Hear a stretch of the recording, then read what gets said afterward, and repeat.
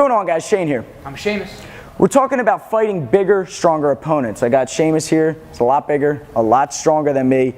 When fighting someone bigger and stronger, I don't want to get in close. I don't want to get caught up. I don't want him to grab me, okay? Once I get in close, he gets a hold of me, he could throw me down, he could be muscling me, right? That's really all he has to do, throw me around. Once he starts to break me down with punches, he can choke me out, he can throw me to the ground, get on top of me. I do not want that. Let me first remind you guys that violence is not cool. Fighting should only be done in self-defense, and bullies suck.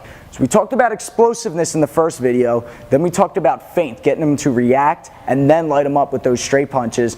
Now we're going to talk about vital areas, vital spots, pressure points, okay, just in case we do get close, right, how to get out of it.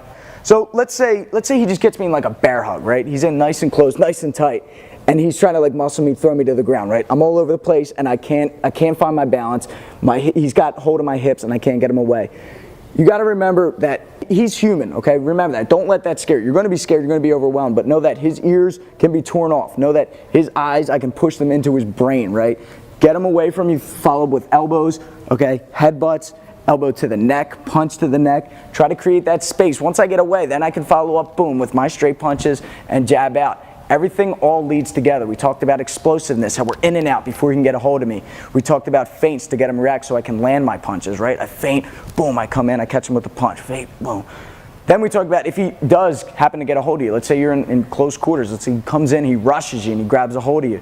Then you gotta fight rough. You gotta fight dirty, okay? Pull his hair back, follow up with some elbows, stick your thumb into his eye, headbutt him. Now, guys, if you're in a school fight, obviously you don't want to get this violent. You don't want to, shove your thumb into someone's head. Do just to the point where he can loosen up his grip, where you can maybe throw some knees or a kick to get away, create some space. And then you just go back to the first video where we talked about explosiveness, okay? Stay confident. Remember that your opponent is human just like you are, okay? If you guys want to learn how to get stronger, we did a video on gaining size and strength. Also, we did a video on dirty fighting, so a little more in-depth, more techniques that you can do against someone who has you, in a hold that you need to get out of.